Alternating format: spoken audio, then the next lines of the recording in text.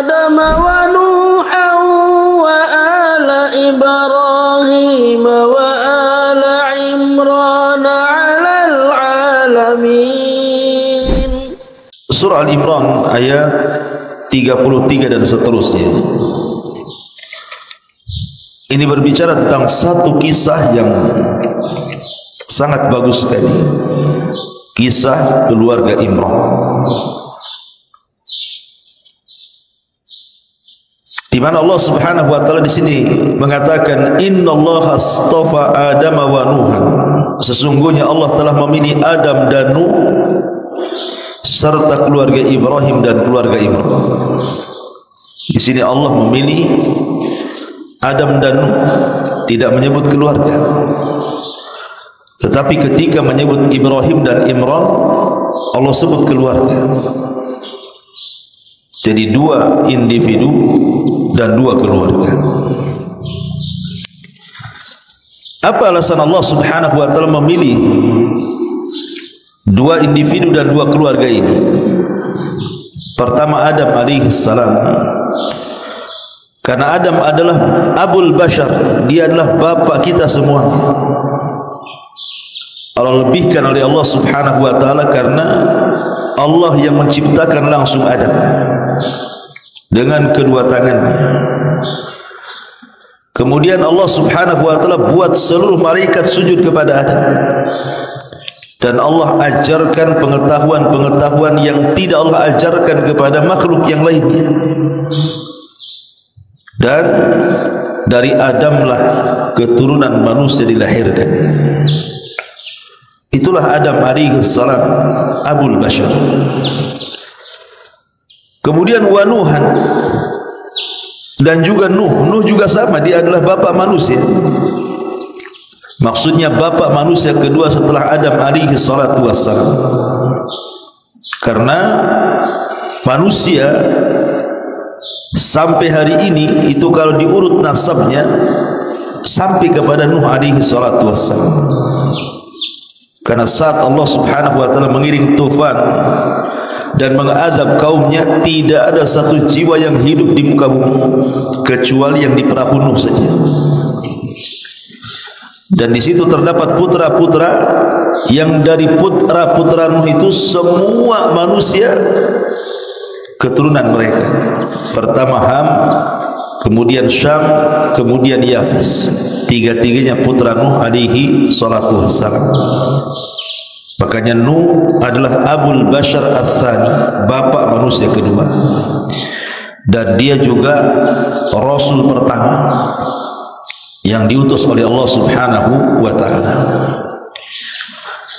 Baru kemudian Allah sebut dua keluarga. Pertama keluarga Ibrahim. Karena keluarga Ibrahim ini keluarga mulia. Dari Hajar lahirlah Ismail yang kelak keturunannya akan menjadi akhirul anbiya'i wal mursalin, penutup para nabi dan rasul kita Muhammad sallallahu alaihi wasallam. Kemudian dari jalur Sarah lahirlah Ishak, dan dari Ishak lahirlah Ya'qub yang disebut dengan Israel. Dan dari turunan Ya'qub disebut Bani Israel, dari sini lahir ribuan para nabi. Sehingga tidak ada satupun nabi setelah Ibrahim kecuali nasabnya harus jalurnya ke Ibrahim. Maka disebut Abul Anbiya, bapaknya para nabi. Kemudian wa ala Imran, inilah pembahasan kita, dan keluarga Imran. Ma'asyiral muslimin yang dimuliakan Allah Azza wa Jalla, keluarga Imran ini menjadi muskil. Siapa keluarga Imran ini? Karena keluarga Imran ini ada dua Imran dalam Quran.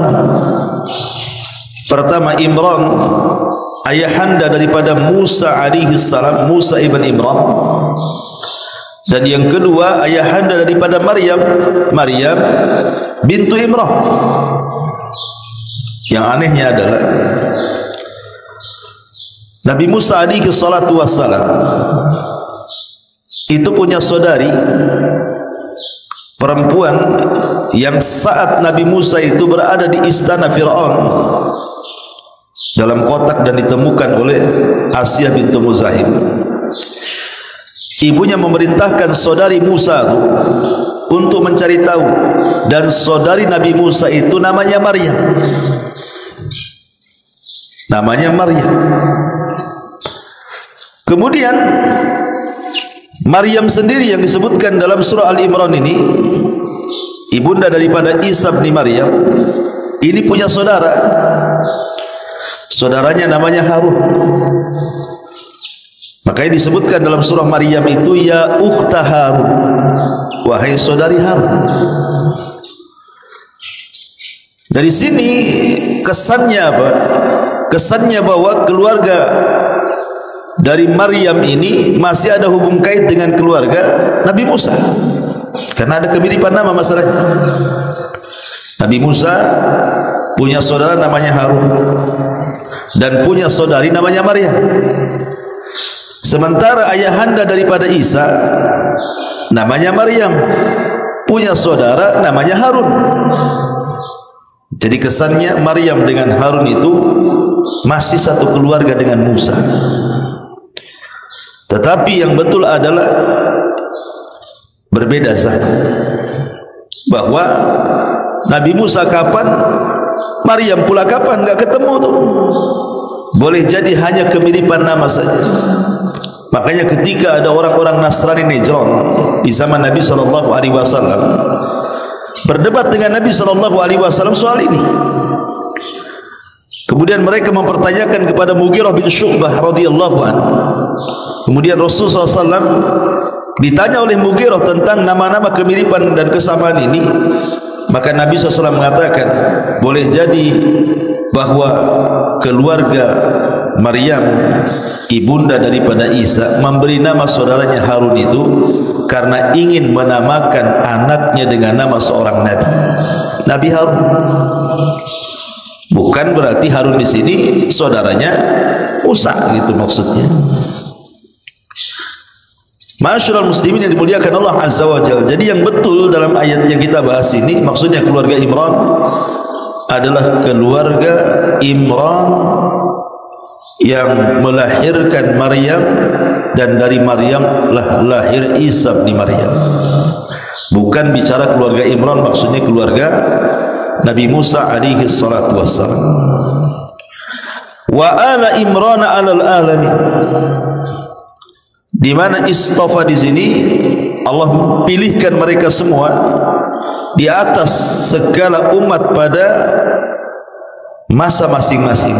Karena tidak mungkin setelah Nabi SAW diutus kepada umat Islam ada umat yang melebihi umat Islam, mustahil. Karena Allah mengatakan kuntum khaira ummah, kalian itu sebaik-baik umat, berarti tidak ada umat terbaik melebihi umat Islam.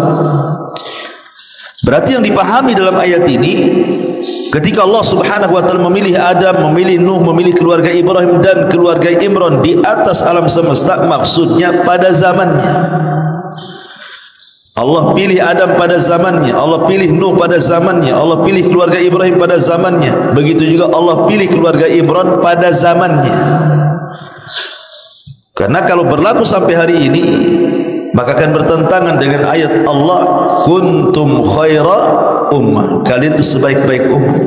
Tidak ada nabi terbaik melebihi Nabi Muhammad SAW, dan tidak ada umat terbaik melebihi umat Nabi SAW. Berarti alal alamin dibawa kepada masing-masing pada zamannya. Kemudian Allah mengatakan zurriyatan ba'duha min ba'd wallahu sami'un alim. Dzurriyyatan artinya satu keturunan, sebagian mereka dengan sebagian yang lainnya. Karena Nuh keturunan Adam, kemudian keluarga Ibrahim diurut-urut juga keturunan Nuh alaihi salam, kemudian keluarga Imran juga kalau diurut-urut masuk kepada turunan Ibrahim. Jadi ini nasab yang satu dengan yang lainnya bersambung. Makanya Allah mengatakan dzurriyyatan ba'duha min ba'din wallahu sami'un alim, dan Allah Maha mendengar lagi Maha mengetahui. Ikhwatul fillah muliakan Allah Subhanahu wa taala. Di zaman dulu di Baitul Maqdis ada satu sosok orang soleh namanya Al-Imran. Jadi Al-Imran ini sosok orang soleh yang menjadi ketua di Baitul Maqdis.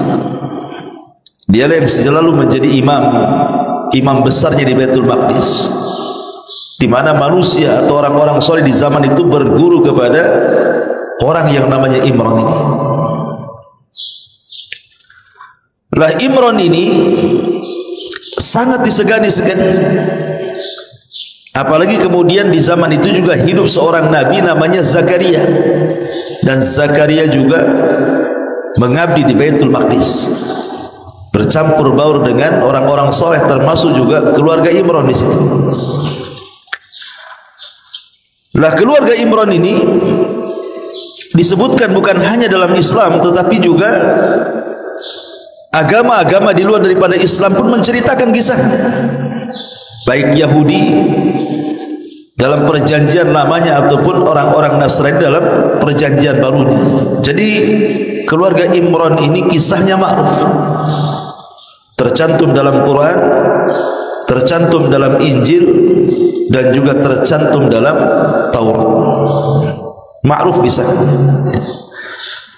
Lah Imran ini dia punya istri namanya Hanna bintu Faqud. Dia punya istri namanya Hanna bintu Faqud, ibunda daripada Maryam. Ada yang mengatakan satu hari Hanna bintu Faqud ini berjalan-jalan bersama suaminya di masa hidupnya. Kemudian di tengah jalan dia melihat ada burung yang sedang memberi makan anak-anaknya. Dari situlah kemudian dia tiba-tiba bernazar kepada Allah Azza wa Jalla. Karena Allah uji Hanna ini, istri daripada Imran, sudah bertahun-tahun tidak punya keturunan. Dia bernazar kepada Allah Subhanahu wa taala, ya Allah, kalau Engkau berikan aku keturunan, terutama laki-laki, maka aku akan berikan keturunanku supaya berkhidmat di Baitul Maqdis. Begitulah nazarnya siapa? Hanna bintu Faqud ini, istri daripada Al-Imran. Dari sini ada pelajaran, harusnya kita memiliki keinginan yang sama seperti keinginan Hanna bintu Faqud. Kalau saya punya anak, saya ingin anak saya jadi anak yang soleh, gitu ya. Anak yang soleha, menjadi ustadz, menjadi imam masjid, menjadi pendakwah, dan begitu seterusnya. Seperti di sini Hanna ibn Faqud, kalau punya anak, saya ingin menjadi anak saya ini pengkhidmat Baitul Maqdis. Tetapi Allah Subhanahu wa taala takdirkan Hanna ini hamil. Masalahnya keinginannya tidak sebagaimana keinginan Allah. Maunya dia punya anak laki-laki supaya lebih bebas, kan begitu, anak laki-laki itu. Rupanya Allah takdirkan anak yang dikandungnya pula anak perempuan. Makanya kisah tentang keluarga Imran ini dimulai. Idh qalat imra'atu Imrana rabbi inni nadartu laka ma fi batni muharraran fataqabbal minni innaka antas samiul alim. Dan ingatlah ketika istri Imran berkata, siapa? Hanna bintu Faqud, ya Tuhanku, sesungguhnya aku bernazar kepadamu. Nazar itu artinya dalam Islam mewajibkan sesuatu yang bukan wajib, itu namanya nazar. Kalau antum mewajibkan sesuatu padahal itu bukan perkara wajib, berarti yang tadinya tidak wajib jadi wajib karena nazar. Contoh puasa Senin Kamis kan sunnah. Tapi kalau antum katakan, kalau seandainya aku sembuh dari sakitku, maka aku akan puasa Senin Kamis selama 1 bulan, berarti yang tadinya Senin Kamis itu sunnah menjadi wajib karena nazar. Itu namanya nazar mewajibkan sesuatu yang bukan wajib. Tetapi nazar sendiri kalau sifatnya sifat barter, sebagian ulama mengatakan haram dan sebagian lain mengatakan makruh. Namanya nazar iwad. Kalau saya sembuh, saya akan bernazar. Kalau ibu saya sembuh, saya akan bernazar. Ini namanya nazar iwad nih. Ini haram hukumnya. Sebagian ulama mengatakan makruh, tapi di masyarakat kebanyakan nazar itu seperti ini. Namanya nazar iwad atau nazar barter. Kenapa ulama mengharamkan nazar seperti ini? Pertama, seolah-olah Allah berhajat kepada kita. Seolah-olah Allah berhajat kepada kita, padahal Allah tidak berhajat kepada kita. Karena kita mensyaratkan kalau kita ini beribadah kepada Allah, bersedekah, itu akan dilakukan kalau Allah memberikan sesuatu kepada kita. Kan kesannya Allah berhajat jadinya kepada kita. Yang kedua, Nabi SAW mengatakan nazar seperti ini tidak keluar kecuali dari orang bakhil. Yang nazar seperti ini tidak keluar kecuali dari orang bakhil. Sebab kalau seandainya dia mengatakan kalau saya sembuh sakitku, saya akan sembelih seekor kambing dan saya akan bagi-bagikan, tiba-tiba tak sembuh, kira-kira nyembelih kambing enggak? Enggak nyembelih lah. Kan syarat nyembelihnya kalau sembuh. Berarti kalau tidak sembuh tak jadi nyembelih, kan bakhil namanya. Tidak keluar kecuali dari orang bakhil. Makanya kenapa dua perkara ini menjadikan nazar ini haram. Tidak boleh nazar iwad itu. Nazar ya nazar biasa. Kalau aku punya uang saya sedekah, lillahi alayya nadhrun. Saya ingin bernazar kalau ini gajian saya muncul nih nanti bulan ini, saya mau sedekah. Enggak usah pakai iwad, pakai barter-barter tidak perlu. Karena nazar itu yang dipuji dalam Al-Quran adalah nazar mutlak, bukan nazar muqayyad. Baik, ma'asyiral muslimin yang dimuliakan Allah Azza wa Jalla. Jadi sini Hanna bintu Fakun, istri daripada Imran ini bernazar, inni nazartu laka ma fi batni. Ya Allah, aku bernazar untukmu janin yang dalam kandunganku ini. Apa nazarnya? Muharrar, untuk menjadi hamba yang akan mengabdikan seluruh hidupnya di Baitul Maqdis. Fataqabbal minni, terimalah nazarku ya Rabb. Innaka antas samiul alim, sesungguhnya engkau zat yang maha mendengar lagi maha mengetahui. Kemudian setelah Hanna bintu Fakun hamil, Allah takdirkan suaminya meninggal. Imran ini meninggal dunia, sehingga kemudian bayi yang dalam kandungannya itu yang kelak akan disebut Maryam itu sudah yatim sebelum lahir, persis seperti Nabi SAW, yatim sebelum lahir. Karena Nabi SAW ketika dalam kandungan Aminah itu ayahandanya meninggal duluan, sehingga Nabi SAW itu belum keluar saja, belum lahir saja sudah yatim. Dan itulah seyatim-yatimnya anak yatim, apabila ditinggal ayahnya sementara dia dalam kandungan ibunya, seperti kasusnya Maryam di sini. Maka ketika melahirkan, betul-betul melahirkan, disitulah kaget luar biasa, karena yang dikehendaki Hanna bintu Fakun berbeda pula dengan yang dikehendaki Allah. Maunya dia anak laki-laki, brojol pula anak perempuan.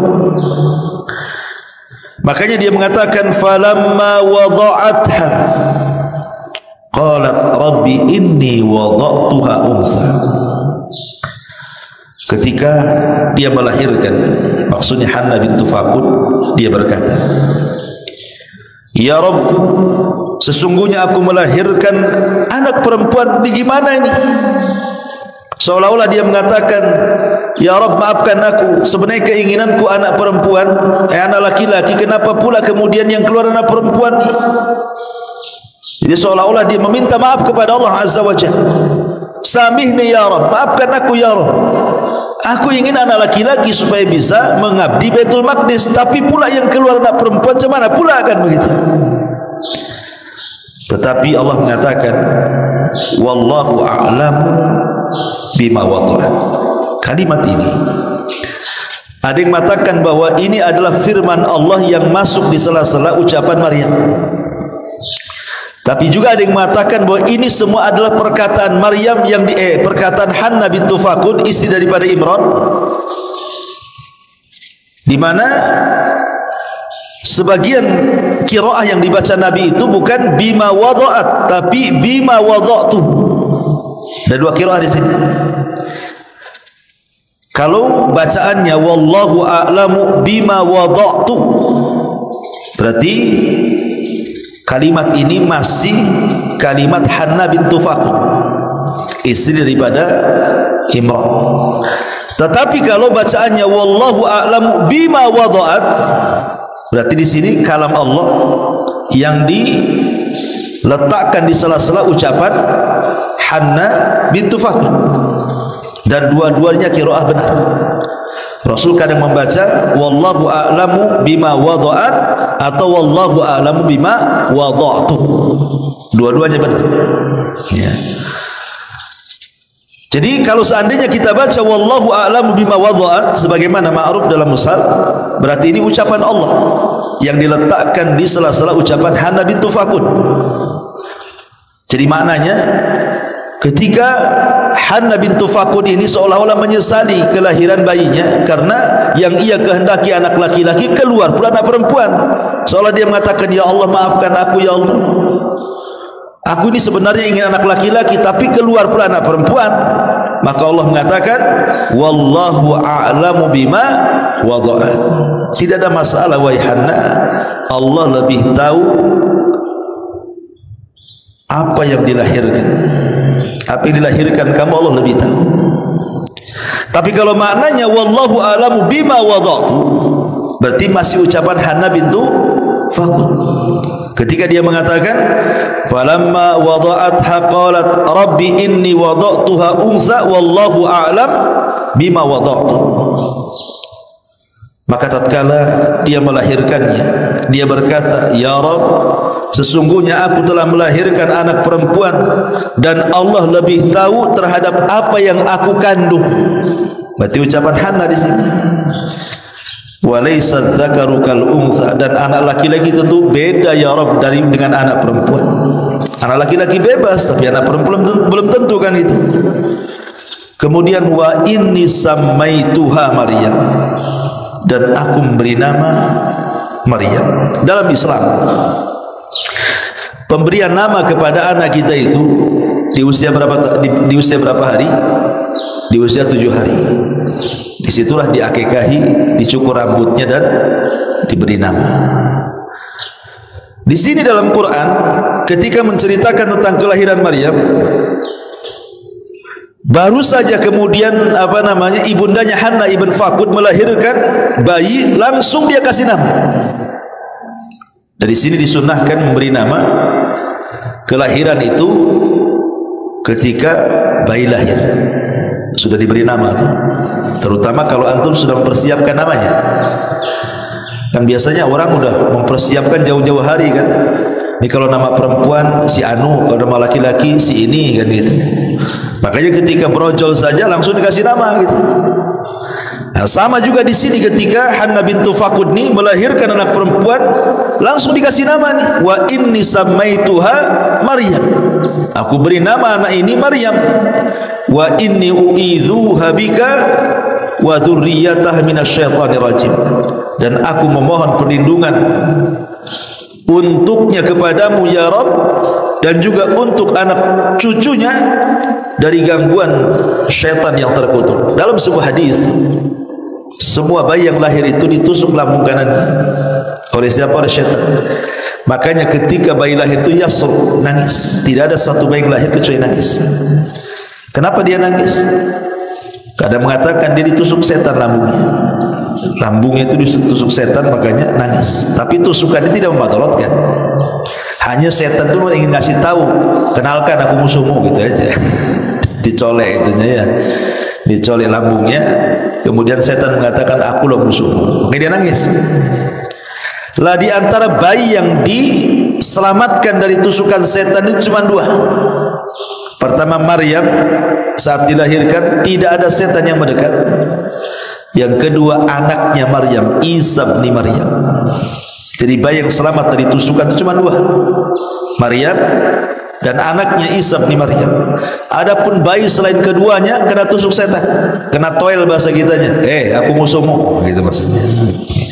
Jadi lihat, setan itu dari brojol aja sudah ngajak musuhan tuh. Karena memang mereka adalah musuh yang nyata. Innahu lakum aduwwun mubin. Dia itu musuhmu yang nyata. Taib masyarul muslimin yang dimuliakan Allah Azza wa Jalla, fataqabbalaha rabbuha biqabulin hasan wa ambataha nabatan hasanan wa kaffalaha Zakaria. Kullama dakhala 'alaiha Zakaria al-mihraba wajada indaha rizqan. Qala ya Maryam anna laki hadha? Qalat huwa min indillah innallaha yarzuqu man yasha bighairi hisab. Jadi setelah Maryam lahir, maka sebagaimana nadarnya, tetap anak perempuan pun harus diserahkan ke Baitul Maqdis. Karena nadarnya pokoknya kalau dia punya anak, setelah punya anak, mau tidak mau harus diserahkan ke Baitul Maqdis. Karena Maryam ini putra daripada pembesar Baitul Maqdis, keluarga Imran, sehingga satu Baitul Maqdis menghendaki mengkafirnya. Jadi ahli-ahli ibadah, ulama-ulama Bani Israel, ulama-ulama Baitul Maqdis, termasuk juga Nabi Zakaria, berebut ingin mengasuh putra Imran ini. Karena ini bukan anak sembarang, ini anak tokoh mereka. Tapi kan tidak semua, masa bayi satu dirawat oleh ribuan ulama yang ada di Baitul Maqdis, kan tidak. Akhirnya kemudian dibuat semacam undian. Undiannya apa? Semua ahli ibadah, semua ulama Baitul Maqdis, termasuk juga Nabi Zakaria di situ, disuruh berdiri di samping sungai, dan masing-masing bawa kolam. Kemudian kolam itu dilempar ke sungai itu. Kalau kolam itu melawan arus, berarti dialah yang berhak mengkafil Maryam. Tapi kalau kolam itu hanyut dengan sungai, berarti gagal merawat Maryam. Bayangkan, akhirnya semua melempar pena. Ya pena dilempar ke sungai, hanyutlah. Gimana sebenarnya? Tetapi ketika penanya Zakaria, disinilah keajaibannya, mukjizat Nabi Zakaria. Ketika penanya Nabi Zakaria dilempar ke sungai itu, rupanya dia tidak kena arus, malah melawan arus. Berarti dia yang berhak mengkafir Maryam. Makanya kemudian di sini Allah mengatakan, maka Allah menerima dengan penerimaan yang baik dan membesarkannya dengan pertumbuhan yang baik, dan menyerahkannya pemeliharaannya kepada Zakaria. Jadi Zakaria lah yang kemudian berhak merawat Maryam. Maka sejak bayi, keluarga inilah yang merawat Maryam. Kemudian Maryam ini selalu diletakkan di mihrab, diajari ibadah. Pokoknya diajari ibadah terus dalam Baitul Maqdis itu, sampai dibuatkan mihrab. Mihrab itu tempat khusus di dalam Baitul Maqdis, kayak kita ini kayak kamar gini kan, biar dia tidak keluar dari Baitul Maqdis dan beribadah terus kepada Allah Azza wa Jalla. Masalahnya setelah kemudian Maryam ini mandiri, dewasa, makin taat ibadah kepada Allah Azza wa Jalla, datang karomah kepada Maryam ini. Apa karomahnya? Tiba-tiba di mihrabnya itu semua makanan jahiz, semua makanan ada. Siapa yang mengantarkan makanan ini tidak tahu, pokoknya sudah ada aja. Padahal tidak ada orang ngantar makanan. Kalau ada orang ngantar makanan, jelas si anu yang ngantar. Ini yang ngantar gak jelas, tahu-tahu ada makanan. Berarti makanan ini karomah datang dari Allah Azza wa Jalla. Makanya Zakaria heran. Setiap Zakaria masuk ke dalam mihrab, banyak makanan, terutama buah-buahan. Yang lebih aneh lagi, buah-buahan di musim panas ada pula di musim dingin, buah-buahan di musim dingin ada pula di musim panas. Makanya Allah katakan, kullama dakhala 'alaiha Zakaria al-mihrab, setiap kali Zakaria masuk ke dalam mihrab, wajada indaha rizqa, dia mendapatkan di sisi Maryam itu banyak makanan. Sehingga Zakaria heran, dia tak pernah mengantar makanan dan yang lain pun tidak ada yang berani mengantar makanan. Maka Zakaria bertanya, qala ya Maryam, anna laki hadha? Maryam, kau dapat makanan banyak dari mana nih? Siapa yang hantar? Qalat, maka Maryam mengatakan, huwa min indillah, ini semua datang dari Allah.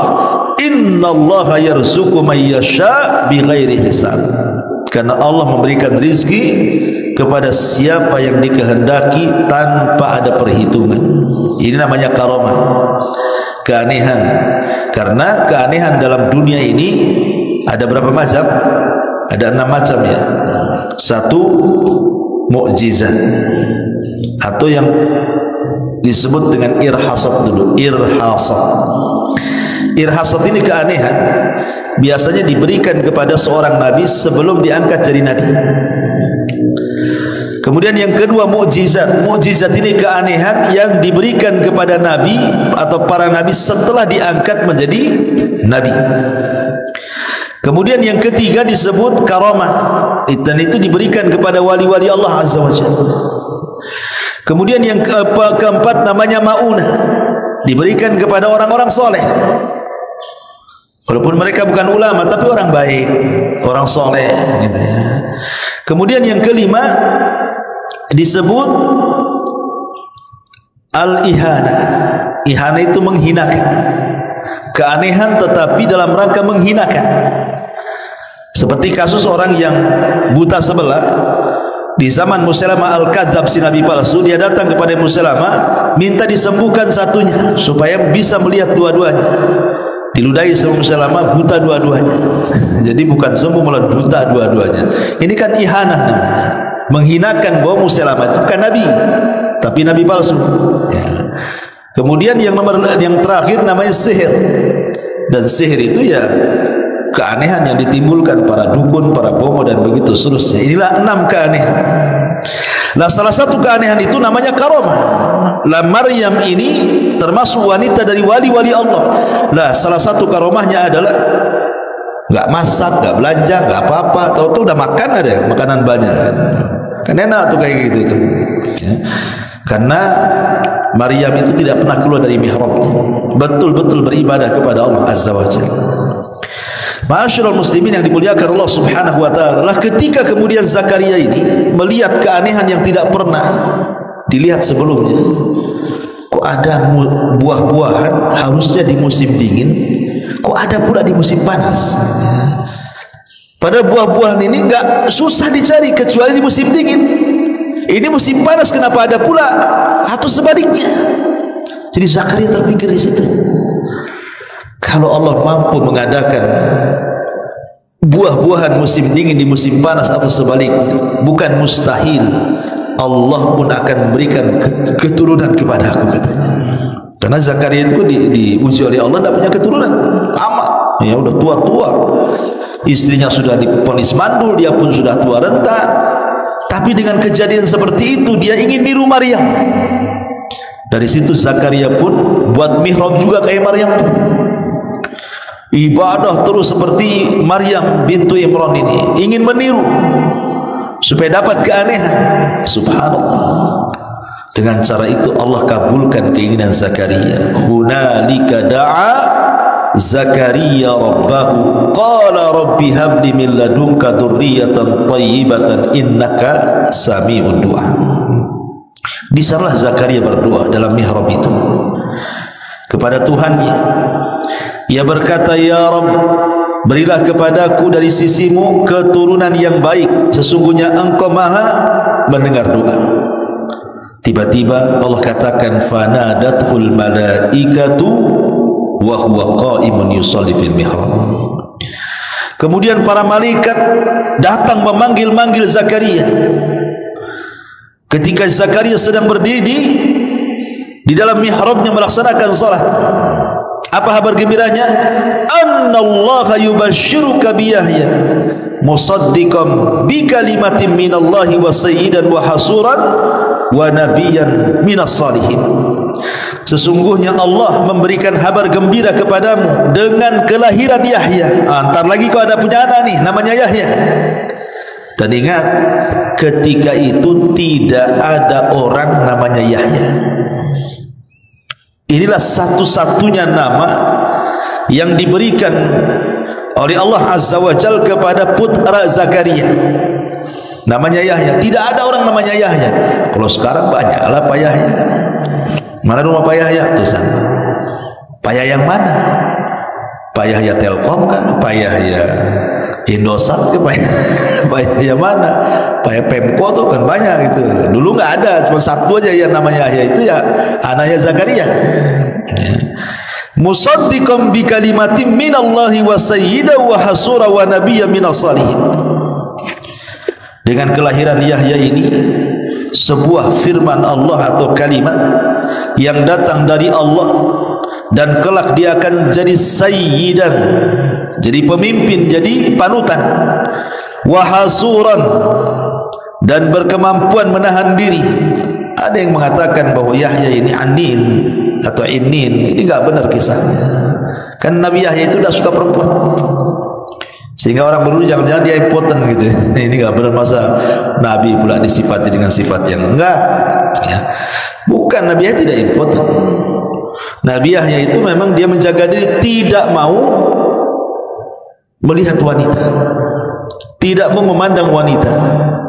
Makanya kemudian ada seorang wanita pelacur suka dengan dia, dan wanita ini anak daripada seorang raja, suka dengan Yahya, tapi ditolak oleh Nabi Yahya.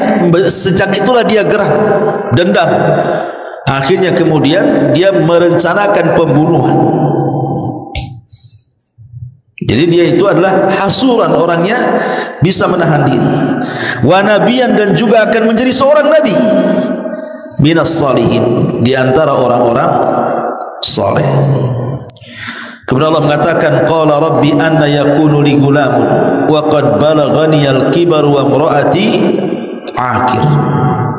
Maka Zakaria mengatakan, ya Rabb, bagaimana aku mendapatkan seorang anak sedangkan aku sudah tua renta dan istriku pun mandul. Qala, maka Allah mengatakan, kadzalikallahu yaf'alu ma yasha. Begitulah Allah berbuat sekehendaknya. Kemudian Zakaria mengatakan, oke ya Rabb, kira-kira tanda-tandanya apa tuh kalau seandainya istriku hamil? Ini kan baru dihabar gembirakan, nanti lo kamu akan punya keturunan namanya Yahya. Kata Zakaria, mana bisa, saya dah tua, istri saya juga mandul. Kira-kira nanti kalau betul-betul engkau memberikan turunan, tanda-tandanya apa? Maka Allah sebutkan, qala, di sini, qala rabbi ij'al li ayah, ya Tuhanku, berilah kepadaku satu tanda. Qala ayatuka alla tukalliman nas thalathata ayyamin illa ramsa. Allah berfirman, tanda bagimu adalah bahwa engkau tidak berbicara dengan manusia selama 3 hari kecuali dengan isyarat. Artinya tiba-tiba Zakaria bisu, tidak bisa ngomong susah. Nah, kalau alamat seperti ini sudah datang, berarti istrimu itu hamil tuh. Jadi betul-betul lah Zakaria ini satu hari mau ngomong kayak gagap, gagu gitu, nggak bisa ngomong. Tapi kalau bertasbih bisa, memuji Allah bisa, tapi kalau ngomong nggak bisa dia.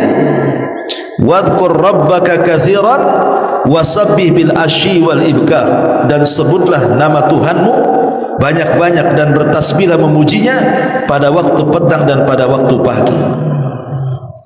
Berarti Zakaria dah alamat di punya anak nih, karena sudah gagap dia, ngomong pun tidak bisa, tapi kalau bertasbih bisa dia. Makanya kemudian Allah mengatakan, wa idh qalatil malaikatu ya Maryam innallaha astafaki wa tahharaki wa astafaki ala nisa'il alamin. Ini sudah kisah Maryam, kisah lain lagi.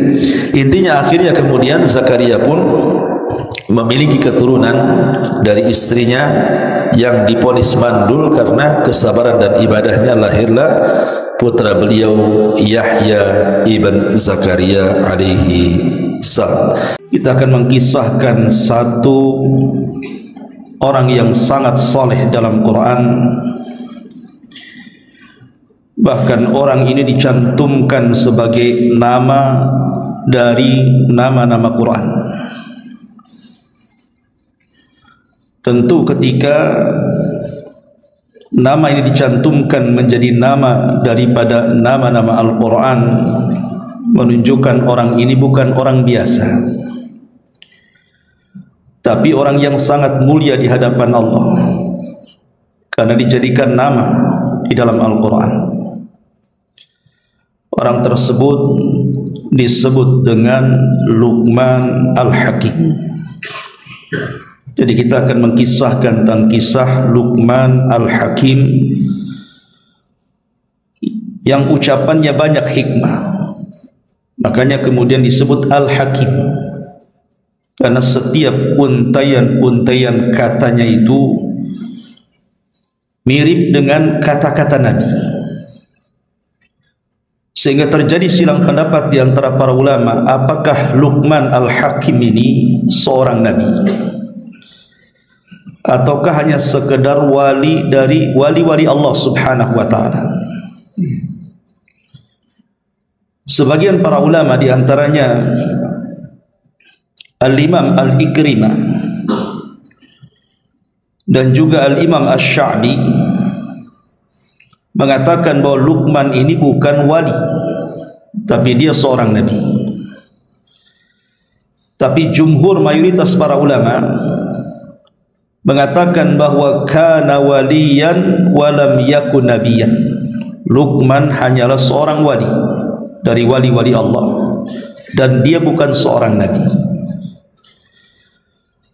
Apalagi Luqman ini dia bukan orang merdeka, dia seorang budak, budak dari salah satu tuan yang ada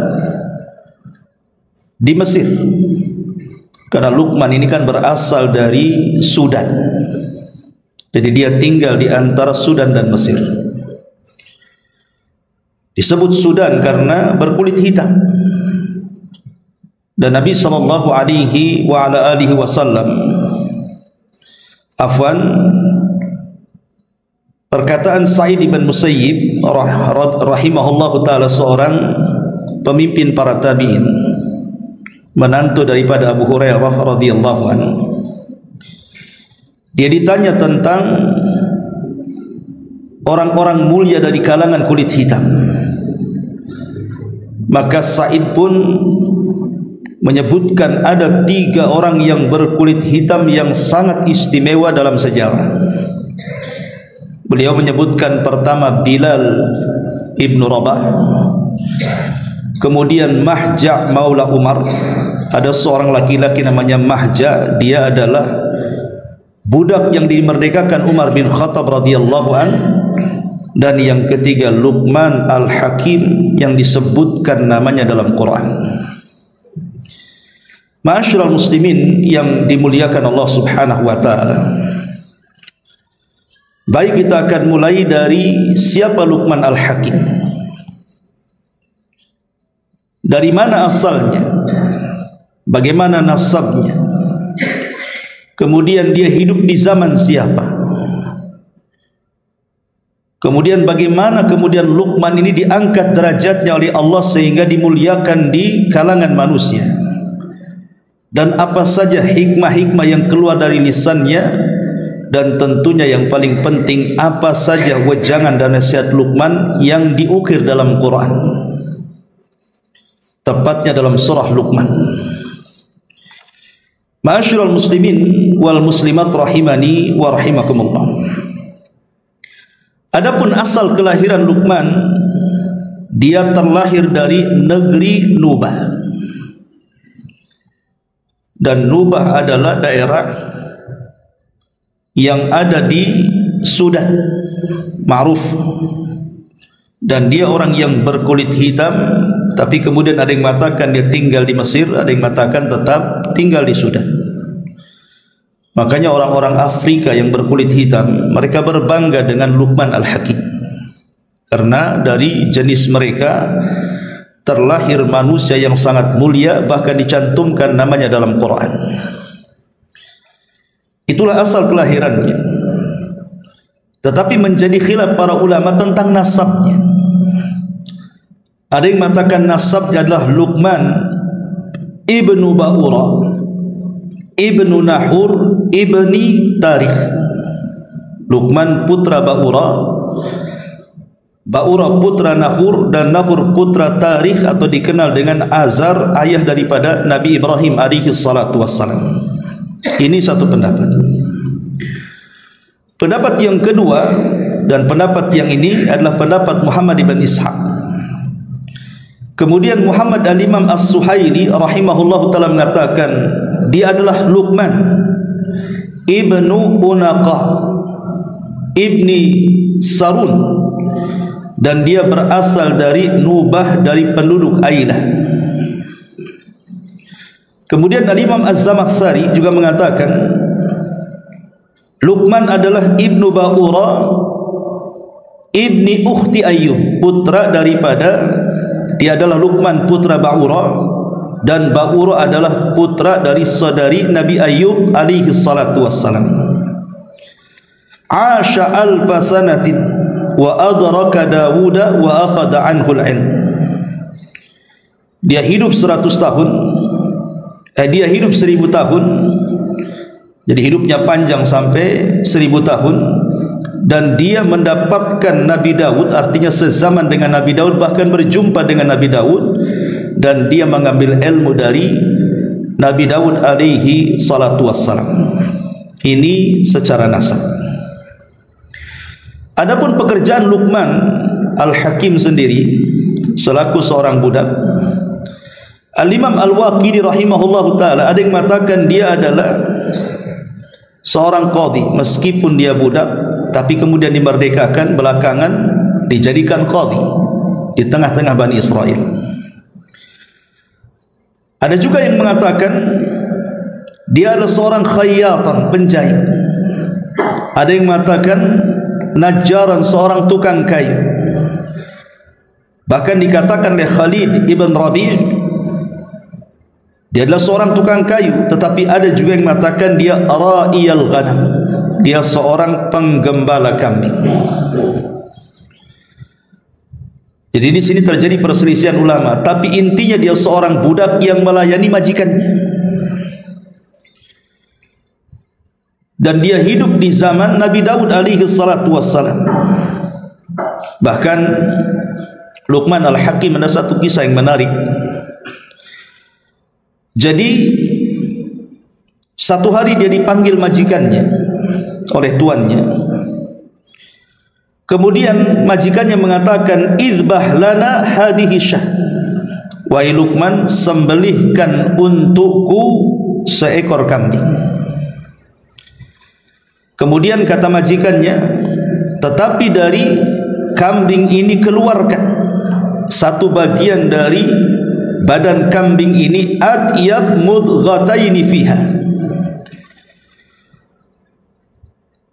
Cari yang paling baik menurutmu dari anggota badan kambing yang kau sembelih ini.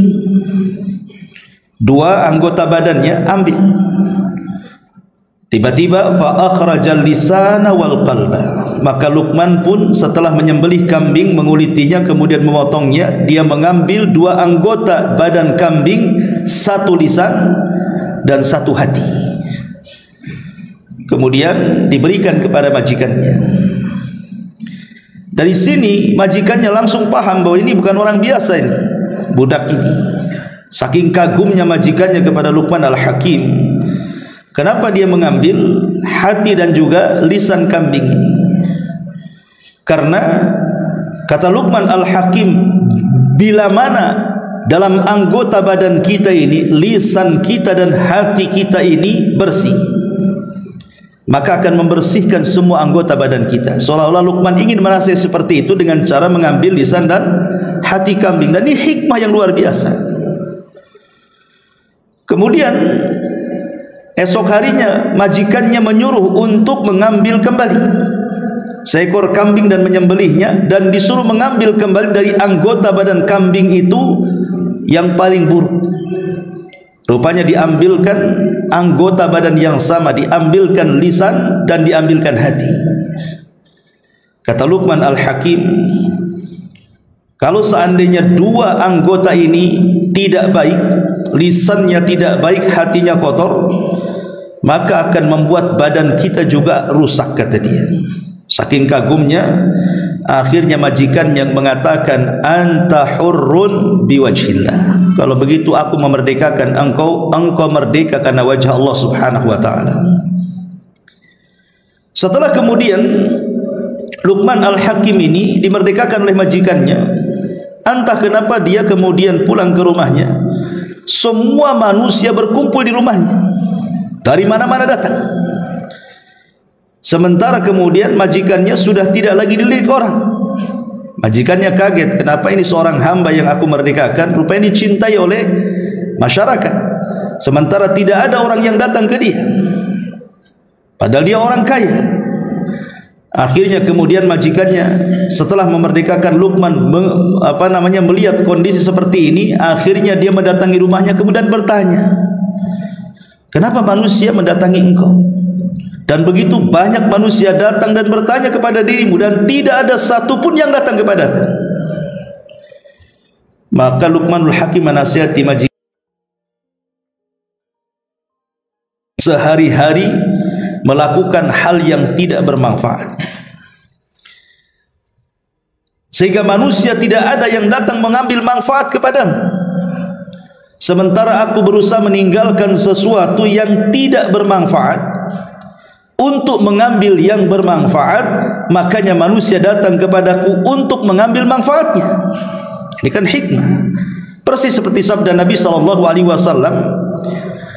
di mana Nabi SAW mengatakan, ihris ala ma yanfa'uk wasta'in billah. Kata Rasul, bersungguh-sungguhlah mengambil sesuatu yang bermanfaat. Bahkan Nabi SAW mengatakan, min husnil islamil mar'i tarkuhu ma la ya'ni. Termasuk kebaikan seseorang, kata Nabi, dalam Islam itu ketika orang bisa meninggalkan sesuatu yang tidak bermanfaat dalam hidupnya. Luqman Al-Hakim rahimahullahu ta'ala. Kemudian Luqman pun melakukan safar. Dalam safarnya dia akhirnya menjumpai Nabi Allah Daud alaihi salatu wassalam. Dia ingin belajar kepada Nabi Allah Daud alaihi salam. Kemudian ketika itu Nabi Allah Daud memang mencari seseorang yang bisa bekerja kepadanya, karena Daud itu kan membuka usaha pandai besi, dan dia punya mukjizat mampu untuk membuat alat-alat dari besi tanpa harus membakar dengan api. Jadi ketika melihat Luqmanul Hakim, maka dia mengajak untuk bekerja. Kemudian dia mulai mengambil besi, kemudian berusaha untuk membuat semacam senjata atau mungkin semacam baju besi untuk perang. Di tengah-tengah Nabi Daud ini sedang mengerjakan sesuatu, Nabi Daud bertanya kepada Luqman, kenapa kau tidak bertanya tentang pekerjaanku? Luqman terdiam dan tidak bicara. Kemudian dia bertanya lagi, kenapa kau tidak bertanya? Kau kan akan bekerja. Bertanyalah mungkin sesuatu yang kau tidak pahami. Tapi Luqman juga diam. Sampai kemudian Luqman pun menjawab dan mengatakan, ya Nabi Allah Daud, kenapa aku tidak menjawab soalan? Kata Luqman, aku akan bicara setelah engkau bekerja. Macam mana di tengah-tengah pekerjaan aku bertanya sesuatu? Aku lihat dulu sampai di mana pekerjaanmu, setelah selesai, kalau aku paham, aku tidak pernah bertanya dan tidak akan bertanya. Aku sudah paham. Kecuali setelah engkau mengerjakan kira-kira apa yang engkau akan buat, kemudian selesai dan masih juga aku tidak pahami, baru aku akan bertanya. Jadi dari sini Luqman ini orangnya pendiam. Jadi dia tidak banyak bicara. Makanya dia mengatakan kepada Nabi Allah Daud, kalau aku paham ngapain aku tanya? Aku hanya bertanya sesuatu yang aku tidak paham saja. Dilihatnya orang ini, maksudnya Luqman ini memiliki kecerdasan hikmah yang luar biasa di mata Nabi Allah Daud. Makanya dia meminta kepada Nabi Allah Daud untuk mengajarkan hikmah-hikmah yang ia miliki kepada putranya. Nabiullah Sulaiman alaihi salatu wassalam. Subhanallah, setelah Nabiullah Sulaiman diajarkan banyak hikmah oleh Luqman Al-Hakim, justru Nabi Sulaiman jauh lebih cerdas dibandingkan ayahnya Daud. Lihat bagaimana Luqman Al-Hakim luar biasa gitu. Ma'asyiral muslimin yang dimuliakan Allah Azza wa Jalla, wajar kalau seandainya ketika Luqman Al-Hakim memiliki anak, maka dia banyak mengajarkan ucapan-ucapan hikmah dalam kata-katanya kepada anak-anaknya, bahkan sampai dicantumkan dalam Quran nasihat-nasihatnya. Tapi sayang kemudian anaknya pun tidak ada yang hidup, kebanyakan mati semuanya. Kemudian Luqman pun hidup sendirian sampai wafat. Ma'asyiral muslimin yang dimuliakan Allah Subhanahu wa taala, dari sini kita tahu bahwa Luqman hidup sezaman dengan Nabi Allah Daud alaihi salam. Adapun bentuk fisik Luqman Al-Hakim dijelaskan oleh Abdullah ibn Zubair, seorang sahabat, ketika dia bertanya kepada sahabat Jabir bin Abdullah radhiyallahu anhu tentang seperti apa Luqman Al-Hakim ini, wahai Jabir. Maka Jabir bin Abdullah radhiyallahu an menjelaskan kepada Abdullah bin Zubair dan mengatakan, kana qasiran aftash minan nubah. Luqman ini orangnya pendek dan dia pesek dan dia berasal dari Nubah Ailah. Bahkan dikatakan Luqman ini aswad, orangnya berkulit hitam, musyaqqaqu rijlaini. Jadi kalau berjalan itu tidak normal layaknya orang, seperti busur panah gitu ya. Ininya apa namanya, kakinya ya. Dan juga azimus syafataini, kedua bibirnya tebal, tebal sekali bibirnya itu Luqman Al-Hakim ini. Dan dia orang fakir dan dia orang miskin dan tidak memiliki nasab yang baik. Lihat bagaimana kalau kita lihat fisik Luqman ini, tidak ada ganteng-gantengnya kan menurut kita. Orangnya hitam, orangnya pendek, orangnya apa namanya, pesek gitu ya. Kemudian jalannya pun tidak tegap dan dia tidak punya nasab. Dia pun seorang budak, dia orang fakir, orang miskin, tapi subhanallah, Allah tidak pernah memandang fisik seseorang. Nabi SAW mengatakan, innallaha la yanzuru ila suwarikum wala ila amwalikum walakin yanzuru ila qulubikum wa amalikum. Allah itu tidak pernah memandang, kata Rasul, bentuk rupa kalian, seberapa banyak harta kalian, tapi yang Allah pandang adalah hati dan amal kalian. Makanya dalam hadis Nabi SAW dari Anas ibn Malik yang dikeluarkan Imam Tirmidzi, kata Nabi SAW, kam min ash'atha aghbar dhi timraini la yu'addabu lahu law aqsama 'ala Allah la abarrah, law aqsama 'ala Allah la abarrahu minhum. Kata Nabi SAW, berapa banyak orang yang rambutnya kusut, orang yang badannya berdebu dan hanya memiliki dua pakaian yang sudah usang, bahkan manusia tidak mempedulikan dia. Namun apabila dia bersumpah atas nama Allah, niscaya akan terkabul di antara mereka. Artinya doa-doanya mustajab. Dari sini kita tahu bahwa kemuliaan di hadapan Allah Subhanahu wa taala itu bukan dari segi fisiknya, bukan dari segi hartanya. Tapi Allah Subhanahu wa taala mengatakan, inna aqramakum indallahi atqakum. Orang yang paling mulia di antara kalian, siapa di antara kalian yang paling bertakwa? Dan siapa di antara kalian yang banyak amalannya, banyak ibadahnya? Sebagaimana hadis qudsi, Rasul sallallahu alaihi wasallam mengatakan, wa ma yazalu 'abdi yataqarrabu ilayya bin nawafil hatta uhibbahu. فَإِذَا أَحْبَبْتُهُ كُنْتُ سَمْعَهُ الَّذِي يَسْمَعُ بِهِ وَبَصَرَهُ الَّذِي يُبْصِرُ بِهِ وَيَدَهُ الَّتِي يَبْطِشُ بِهَا وَرِجْلَهُ الَّتِي يَمْشِي بِهَا وَلَئِنْ سَأَلَنِي لَأُعْطِيَنَّهُ وَلَئِنِ اسْتَآذَانِي لَأُعِيذَنَّهُ. Kata Nabi SAW, ketika seorang hamba setelah melaksanakan kewajiban terus menambah dengan perkara-perkara sunnah, sampai akhirnya Allah pun sangat cinta dengan dia. Ketika aku cinta dengan dia, kata Allah, maka aku akan menjadi pendengarannya, menjadi penglihatannya, menjadi tangannya, menjadi kakinya. Dan apabila dia meminta sesuatu kepadaku, pasti ku beri. Dan apabila dia meminta perlindungan kepadaku, pasti ku lindungi. Ulama mengatakan inilah ciri-ciri wali-wali Allah.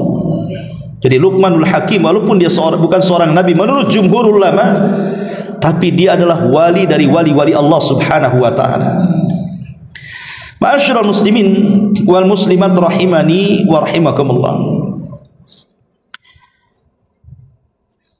Ada sebuah perkataan ulama mengatakan, atau sebuah athar mengatakan, inna Luqman kana 'abdan katsirat tafakkuri husnadh dhanni katsiras sumti ahabballaha fa ahabballahu famanna 'alaihi bil hikmah. Sesungguhnya Luqman ini seorang hamba yang banyak bersyukur, dan dia suka berbaik sangka kepada Allah, dan dia banyak diam, dan dia sangat mencintai Allah sehingga Allah mencintainya. Maka Allah anugerahkan kepadanya dengan hikmah, ucapan-ucapan yang keluarnya penuh dengan kebijaksanaan. Bahkan disebutkan dalam kisah Israiliyat, ya, kisah Israiliyat sebagai pelezat kisah saja. Satu hari malaikat mendatangi Luqman sebelum Nabi Allah Daud alaihi salam. Kemudian malaikat Jibril mengatakan, ya Luqman, halaka an yaj'alaka Allahu khalifatan tahkum bainan nas bil haq.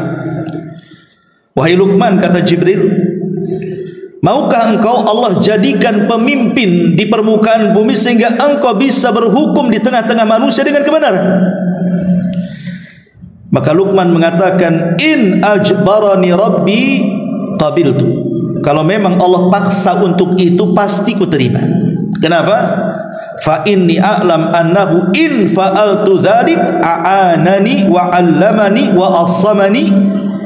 Kalau aku kemudian betul-betul menjadi hakim di tengah-tengah manusia, dan itu Allah yang paksa aku, pasti Allah tidak mungkin membiarkan aku, pasti dia akan menolongku, pasti dia akan mengajarkan kepadaku, pasti dia akan melindungiku.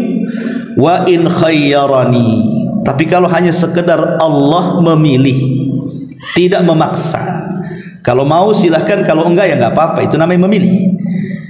In khayyarani, kalau hanya sekedar memilih saja, maka aku memohon kepada Allah subhanahu wa ta'ala, dan aku tidak meminta adanya bencana untukku, wala as'alul bala, aku tidak mau ada bencana untukku. Maka malaikat mengatakan, Jibril mengatakan, ya Luqman, lima, kenapa? Maka Luqman mengatakan, innal hakim bi asyaddil manazil wa aqdariha. Wahai Jibril, hakim ini, seorang hakim, seorang pemutus, itu di tempat kedudukan yang membahayakan orang. Bahkan boleh jadi itu tempat yang paling kotor. Kenapa demikian? Yaghshahu dzulmu min kulli makan, karena kedudukan itu akan banyak kezaliman di sekitarnya. Lihat berita yang sekarang saja kan, banyak jaksa-jaksa katanya di berita kan itu. Yang terkena apa? Judi online. Kemudian dikomentari apa itu? Wah, itu lagi iseng jaksanya katanya. Banyak yang iseng jaksanya. Ya Allah, sampai ngomong iseng pula coba. Masa judul itu iseng-isengan? Ini ceritanya gimana? Secara undang-undang melarang kan gitu. Secara syariat sudah jelas haram. Keharaman itu bukan iseng-isengan. Yang mengatakan ini pula kepalanya kan begitu. Lah hal-hal yang seperti ini ikhwatu fiddin, makanya wajar kalau di lingkaran pengadilan itu banyak kezaliman terjadi di situ.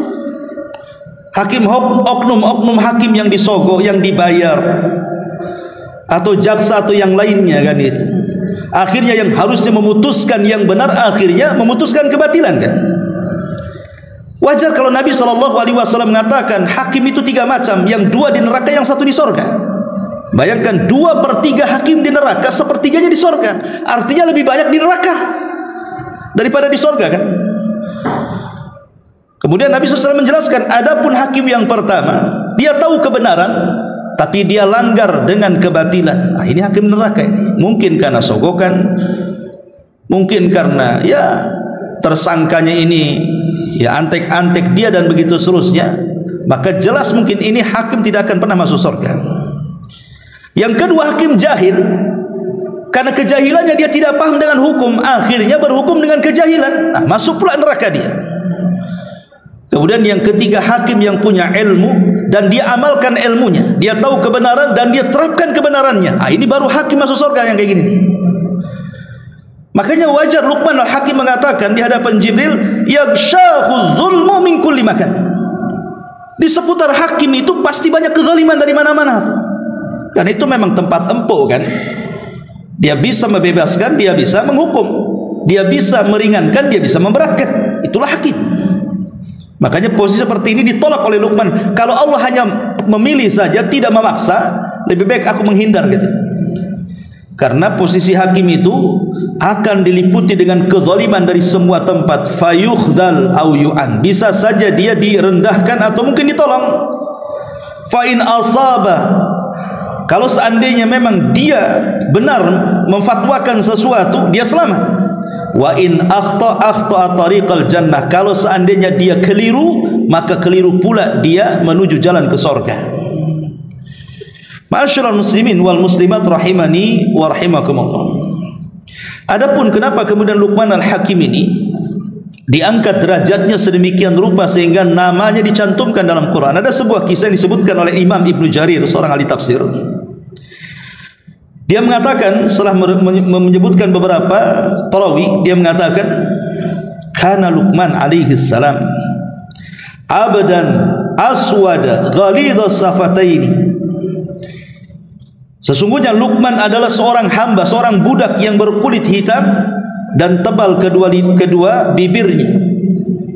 Satu hari fa'atahu rajulun wa huwa fi majlisi unasin yuhaddithuhum. Tiba-tiba ada seorang laki-laki. Kemudian dia datang ke sebuah majlis yang di situ banyak manusia menceritakan tentang Luqman Al-Hakim.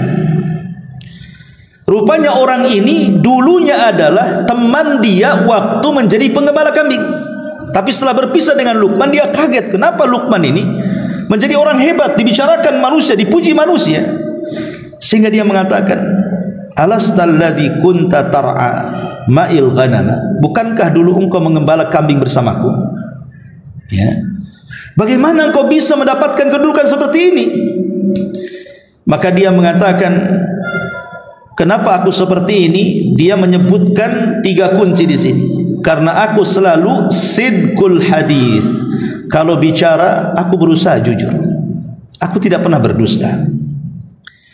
Yang kedua, wasumtu amma la ya'nini. Aku akan diam, baik lisan anggota badan, dari perkara-perkara yang tidak bermanfaat dalam hidupku. Kemudian, dan yang ketiga, wa adaul amanah. Aku berusaha untuk menyampaikan amanah. Aku tidak akan berkhianat dari amanah. Lah sebab 3 perkara inilah Allah angkat aku sebagaimana yang engkau lihat, katanya. Karena aku selalu jujur dalam bicara, aku tidak pernah mengucapkan atau berbuat sesuatu yang tidak ada manfaat, dan aku selalu amanah. Inilah yang menjadikan Allah angkat derajatku. Kemudian dalam riwayat yang lain dari Ibnu Abi Hatim juga meriwayatkan, ada tambahan, dia mengatakan qala qadarullah. Pertama, ini semua takdir dari Allah. Allah mentakdirkan, bukan aku yang berkehendak. Sebab kalau Allah sudah berkehendak, aku tidak berkehendak, manusia juga tidak berkehendak, pasti terjadi. Tapi kalau Allah tidak berkehendak, aku dan seluruh manusia berkehendak, pasti tidak akan terjadi. Jadi semua karena takdir Allah Subhanahu wa taala. Kemudian wa adaul amanati wasidqul hadithi wa tarki ma la ya'nini. Dan aku senantiasa berusaha untuk amanah, untuk jujur dalam bicara, dan meninggalkan sesuatu yang tidak ada manfaat dalam kehidupan. Coba saja kita praktikkan 3 perkara dalam hidup kita ini, maka Allah akan mengangkat derajat kita seperti Allah mengangkat derajat Luqman Al-Hakim. Karena memang 3-tiganya ini berat dalam kehidupan kan.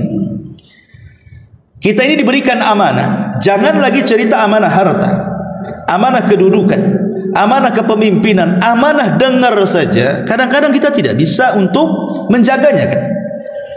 Ada kawan kita ngomong, saya mau curhat sama antum, ya, tapi jangan cerita sama orang ya. Iya katanya. Habis cerita, diceritakan pula sama orang. Bahasanya ya bagus. Mau saya ceritakan, tadi ada kawan cerita, kamu jangan cerita ya sama yang lainnya ya. Ngomong gitu juga kan, nanti kawannya gitu juga, akhirnya satu kampung tahu.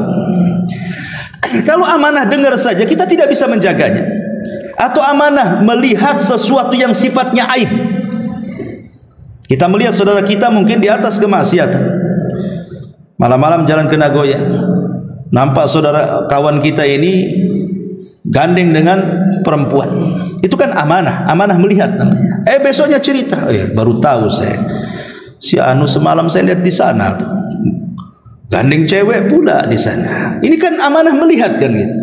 Harusnya kan sudah diam saja, ngapain diceritakan kepada orang? Itu aib orang. Dan kita tidak tahu kepada orang itu kenapa dia menggandeng cewek, entah ceweknya saudaranya, entah kawannya, entah apanya, kita nggak tahu kan begitu.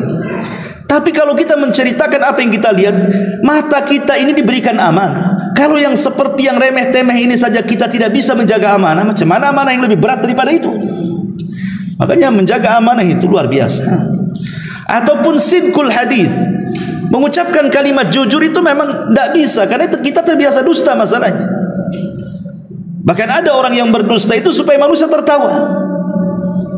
Bahkan seandainya dusta ini untuk kebaikan sendiri, Syekh bin Bas mengatakan tidak boleh. Umpamanya Syekh bin Bas ditanya begini, Syekh, bagaimana pendapat anda tentang orang tua yang bercerita kepada anaknya sebelum tidur, menceritakan dongeng? Ya kalau kayak kita ini kan ada dongeng masyarakat, cerita tentang si kera dan si kancil, kan begitu. Cerita sama anaknya. Kan di situ ada pelajaran di situ kan. Dalam kisah, walaupun kisah-kisah binatang tapi ada pelajarannya. Tapi kan nggak ada ceritanya. Nggak ada namanya kera itu akrab dengan kancil. Dan kalaupun seandainya kura-kura dengan kancil dikurung, dia nggak akan ngobrol tuh. Nggak akan ketemu kan. Tapi hanya cerita saja kan. Maka Syekh bin Bas mengatakan sebaiknya jangan. Kan banyak kisah-kisah yang lebih baik dibandingkan itu. Kisah Nabi, kisah sahabat, kisah ulama. Kenapa pula kisah-kisah yang seperti itu yang nggak ada manfaatnya? Ya, walaupun ada kebaikan, tapi ada unsur kebohongan di situ. Karena tidak pernah terjadi dalam kehidupan. Bagus kita jelas-jelas cerita para nabi, cerita para sahabat, cerita para ulama, kan itu sudah jelas-jelas. Karena mereka teladan. Lah yang seperti itu walaupun ada kebaikannya saja, fatwa ulama itu mengatakan sebaiknya jangan kan itu. Macam mana berbohong yang terang-terangan dia berdusta, atau meninggalkan sesuatu yang tidak ada manfaatnya. Karena kita ini cenderung untuk mengambil yang tidak ada manfaat dan meninggalkan yang ada manfaat. Contoh kalau sudah ada bola umpamanya kan, Indonesia lawan Jepang atau Indonesia lawan apa gitu kan, satu malam kita bisa nongkrong, bisa kita itu nongkrong, mata kita tidak pernah ngantuk. Ngantuk kasih kopi 2 ember. Nanti subuhnya kelayang. Iya kalau dia sholat subuh. Kalau enggak, ini kan meninggalkan sesuatu yang, mengambil sesuatu yang tidak ada manfaat, akhirnya meninggalkan sesuatu yang tidak manfaat. Itu kaidah itu. Kalau kita menyibukkan sesuatu yang tidak ada manfaat, pasti meninggalkan yang bermanfaat dalam kehidupannya. Tapi kalau orang meninggalkan sesuatu tidak ada manfaat, secara otomatis pasti dia mengambil yang manfaat dalam kehidupannya. Masyarul muslimin yang dimuliakan Allah Azza wa Jalla. Lah Luqmanul Hakim memang tidak diceritakan bagaimana kematiannya, tetapi para ulama berselisih pendapat tentang di mana Luqman Al-Hakim ini dikubur. Disebutkan dalam kitab Mu'jam Al-Buldan, ada yang mengatakan bahwa Luqman Al-Hakim itu dikubur di sekitar Buhaira Tabariyah. Buhaira Tabariyah itu artinya semacam danau Tabariyah yang ada di Palestina sana, yang diceritakan oleh Dajjal kepada seorang sahabat Tamim bin Aus Ad-Dari ketika berjumpa di sebuah hutan. Lah Dajjal kan bertanya kepada Tamim bin Aus ini, bagaimana kondisi telaga Tabariyah katanya. Tiberias maksudnya, bahasa Arabnya Tabariyah, bahasa kitanya Tiberias ya. Kata Tamim bin Aus Ad-Dari, masih banyak airnya. Kata Dajjal sebentar lagi akan kering katanya. Dengan keluarnya dia akan kering. Artinya bahwa di sekitar danau inilah Luqman dikuburkan. Satu riwayat. Tapi ada yang mengatakan bahwa dia tidak dikubur di situ, tapi dikubur di tempat Isa lahir. Di mana tempat Isa lahir? Bethlehem. Bahasa Arabnya Baitul Lahmin. Disitulah kemudian Luqman dikuburkan. Ada yang mengatakan dia dikuburkan di Yaman, di negeri Yaman. Ada juga dia dikuburkan di sebelah timur Baghdad, wallahu alam. Tapi yang jelas bahwa kita tidak perlu mengetahui di mana letak kuburannya, tapi yang jelas bahwa kita mengambil hikmah dari ucapan-ucapan Luqmanul Hakim soal di mana dia lahir, kemudian nasabnya, kemudian juga tempat kematiannya atau kuburannya. Itu tidak menambah iman dan takwa kita. Tetapi yang menambah iman dan takwa kita, makanya Quran itu tidak menjelaskan secara detail kan. Quran itu hanya menjelaskan hikmah-hikmah Luqman saja. Ya, karena Quran itu bukan kitab sejarah. Quran itu kitab hidayah. Makanya dia hanya mencuplik hal-hal yang penting dari ucapan Luqmanul Hakim. Inilah yang kita akan bahas secara singkat. Ma'asyiral muslimin wal muslimat rahimani wa rahimakumullah. Di antara hikmah Luqmanul Hakim kepada anaknya disebutkan oleh Imam Malik dalam Muwatta'nya. Beliau menukilkan perkataan Luqman kepada anaknya. Salah satunya adalah ya bunayya ittakhid ta'atallahi tijaratan ta'tikal arbah min ghairi bida'atin. Kata Luqman kepada anaknya, wahai putraku, ambillah ketaatanmu kepada Allah sebagai bentuk jual belimu kepada Allah, sebagai bentuk perniagaanmu kepada Allah, maka akan mendapatkan banyak keuntungan walaupun bukan dalam bentuk barang. Dan itu sesuai dengan Al-Quran, ya, bahwa orang-orang yang berniaga dengan Allah Subhanahu wa taala tidak akan pernah rugi selamanya. Makanya ketika Nabi SAW hijrah ke Madinah, kemudian disusul oleh seorang sahabat, di mana sahabat ini terkenal kaya di Mekah, dan dia seorang pemanah yang hebat. Ketika hendak hijrah, kemudian ditahan semua hartanya, bahkan diambil. Kemudian dia mengatakan, baik, akan aku serahkan semua hartaku, tapi biarkan aku hijrah. Akhirnya orang-orang musyrik membiarkan dia hijrah sampai di Madinah, berjumpa dengan Rasul. Apa kata Rasul? Arabiha bai'u Abi Yahya. Sahabat ini dipanggil Abu Yahya. Telah beruntung perniagaan wahai Abu Yahya dengan Allah Subhanahu wa taala. Ya, itulah kalau berniaga dengan Allah pasti akan untung. Kemudian juga di antara perkataan beliau, ya bunayya jalisil ulama wa zahimhum bi barakatika fa inna Allah ta'ala yuhyil quluba binuril hikmati kama yuhyil arda bil qatari. Wahai anakku, kata Luqman, duduklah bersama majlis-majlis ulama, duduk di majlis-majlis ulama, dan berdesak-desakanlah kau di situ. Artinya disuruh mengaji kepada orang-orang alim, ya, karena engkau akan mendapatkan barokah dengan itu. Karena sesungguhnya Allah akan menghidupi hati-hati manusia itu dengan cahaya hikmah, sebagaimana Allah menghidupi bumi dengan tetesan-tetesan hujan. Jadi kalau kita ingin berkah, itu maksudnya kata Luqman, maka berkawanlah dengan orang-orang saleh, berkawanlah dengan para ulama, dengan orang-orang saleh, maka hidup kita akan berkah. Karena berkawan dengan orang-orang saleh, orang-orang baik, walaupun seandainya kita tidak bertanya kepada mereka soal ilmu, pasti mereka akan menasihati kita. Walaupun tidak menasihati kita, minimalnya kita dijauhkan dari maksiat kepada Allah Azza wa Jalla. Kita terciprati dengan harum mereka. Kemudian juga dikatakan oleh Luqman kepada anaknya, ya bunayya ittaqillah wa la taran nasa annaka tahshallah liyukrimuka bidzalika wa qalbuka fajir. Wahai anakku, bertakwalah kau kepada Allah, takutlah kau kepada Allah. Jangan sampai engkau melihat manusia seolah-olah engkau takut kepada Allah agar manusia memuliakan kamu, sementara hatimu itu sangat jahat sekali. Maknanya jangan sampai riya dalam beribadah. Jangan sampai kemudian ibadah kita itu hanya sekedar ujub. Makanya ada istilah para ulama, seseorang yang berdosa namun dia menangis, orang ahli maksiat namun dia menangis karena takut dengan maksiatnya, takut diazab oleh Allah Azza wa Jalla, itu lebih baik dibandingkan ahli ibadah tapi ujub dengan ibadahnya. Kalau ada ahli maksiat, dia nyesal dengan kemaksiatannya, dia pun bisa meneteskan air mata, itu lebih baik dibandingkan ahli ibadah yang tidak pernah maksiat tapi dia ujub dengan ibadahnya. Makanya Abdullah ibn Umar radhiyallahu anhu pernah ditanya soal makna takwa. Ibnu Umar, apa sih makna takwa itu? Maka Ibnu Umar mengatakan makna takwa adalah alla tadhunanna annaka khairun min ahadin.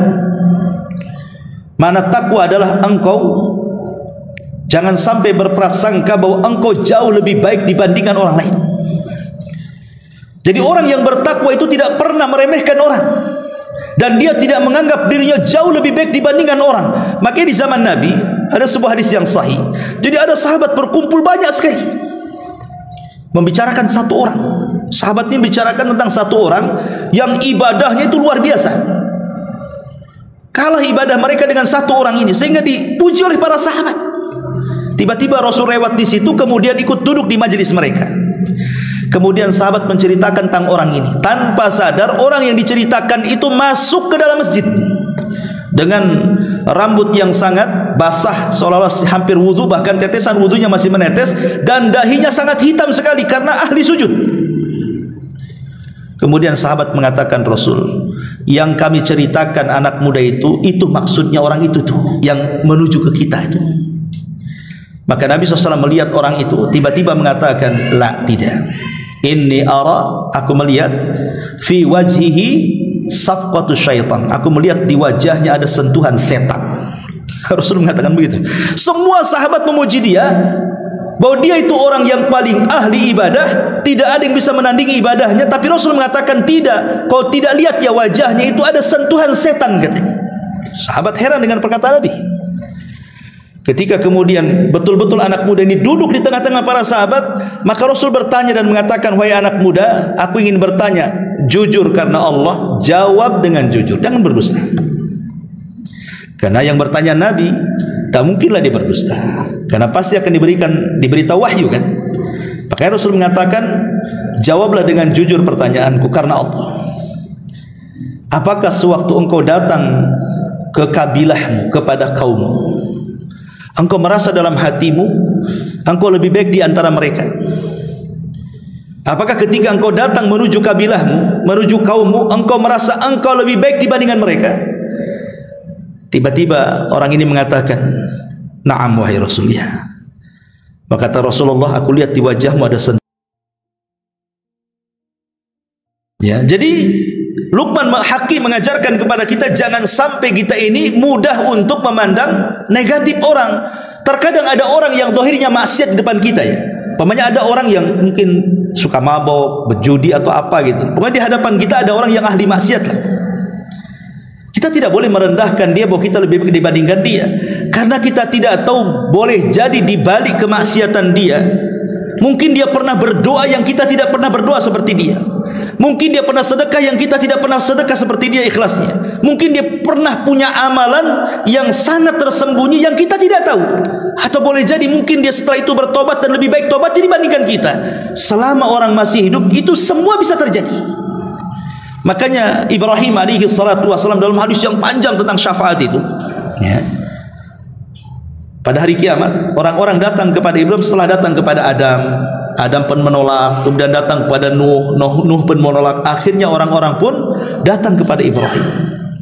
Mereka mengatakan, ya Ibrahim, bukankah engkau Khalilur Rahman, engkau kekasih Allah? Ishfa' lana ila rabbik ala tara ila ma nahnu fih. Mintalah syafaat kepada Rabbmu, tidakkah kau iba melihat aku, katanya. Bukankah engkau Khalilur Rahman, kekasih Allah Subhanahu wa taala? Apa kata Ibrahim? Lastu, aku tidak sebagaimana yang kalian katakan Khalilur Rahman, kekasih Allah. Boleh jadi aku kekasih, tapi setelah kekasih yang lainnya, mungkin banyak kekasih Allah, aku ini nomor berapa, katanya. Seolah-olah Ibrahim ingin mengatakan seperti itu. Lihat, Bagaimana Ibrahim merendahkan dirinya di hadapan manusia di padang mahsyar supaya tidak terlihat menonjol gitu di antara orang-orang.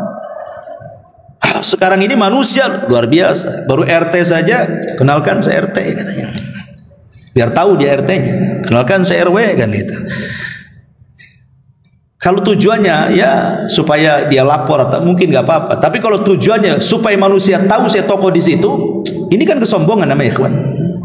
Ya, apalagi dengan mengatakan saya ini loh tokoh di sini, nah, itu kan bahasa sombong kan.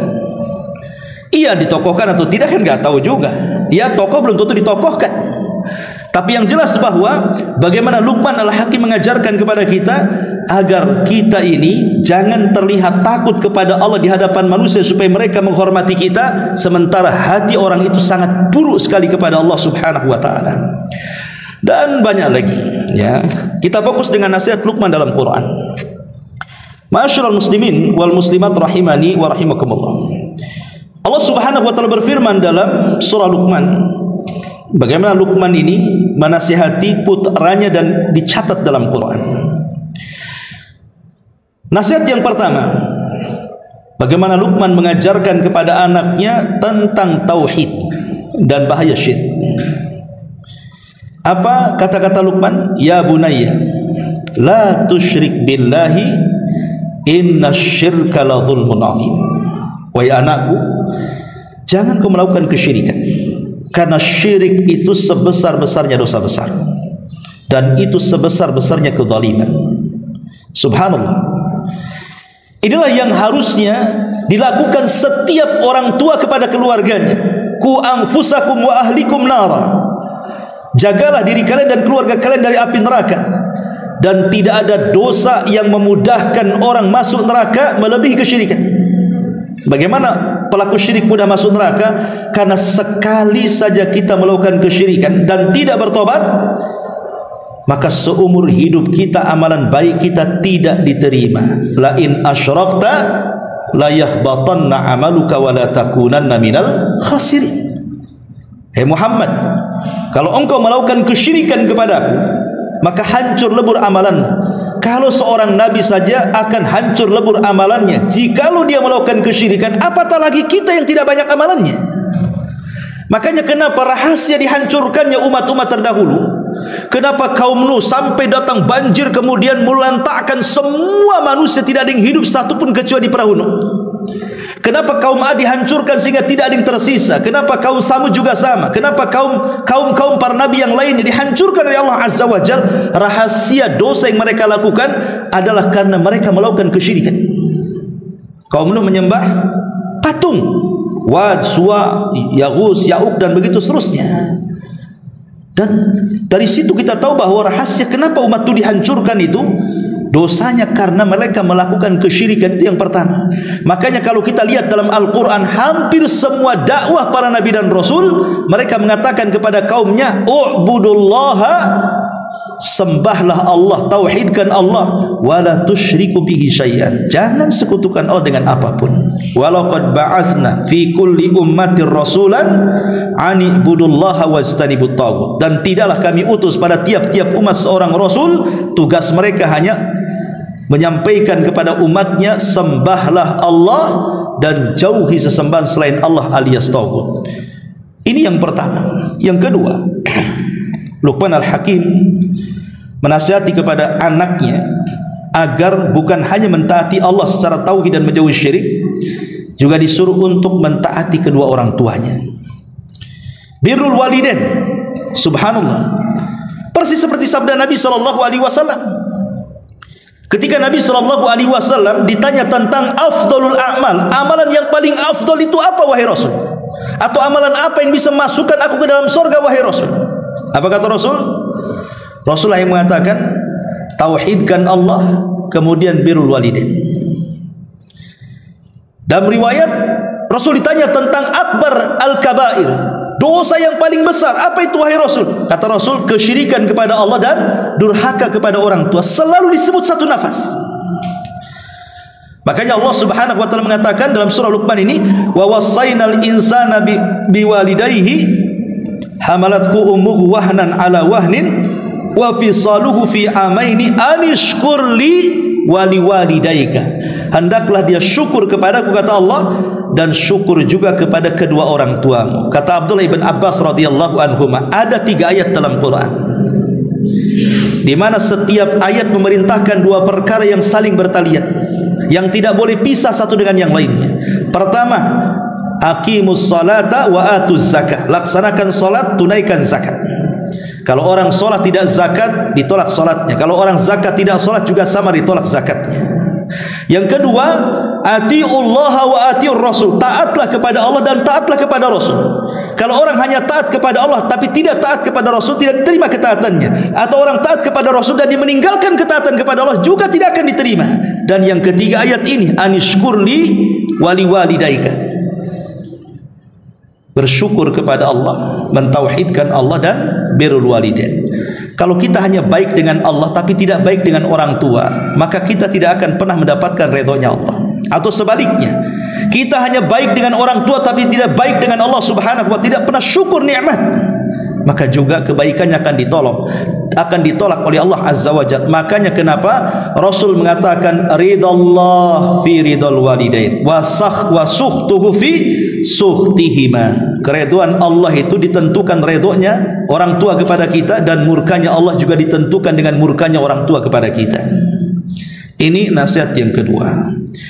Kemudian nasihat yang ketiga juga, Luqmanul Hakim menasihati anaknya, ya, menanamkan akidah kepada putranya tentang kekuasaan Allah yang tidak terbatas, tentang kekuasaan Allah secara mutlak, dan juga mengingatkan tentang adanya hari pembalasan. Disebutkan dalam surah Luqman ayat 16-nya, ya bunayya innaha in taku mithqala habbati min khardalin fatakun fi sakhratin aw fis samawati aw fil ardi ya'ti biha Allah innallaha latifun khabir.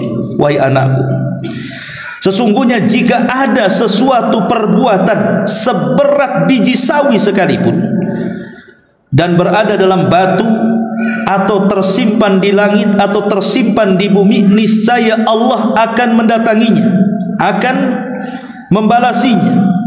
Sesungguhnya Allah Maha halus lagi Maha mengetahui. Lihat bagaimana kekuasaan Allah sangat mutlak, karena Dia menguasai langit dan bumi. Dialah penguasa langit dan bumi. Tidak ada yang berkuasa kepada langit dan bumi melebihi Allah Subhanahu wa ta'ala, karena Dia yang menciptakannya, Dia yang mengaturnya, Dia yang menguasainya.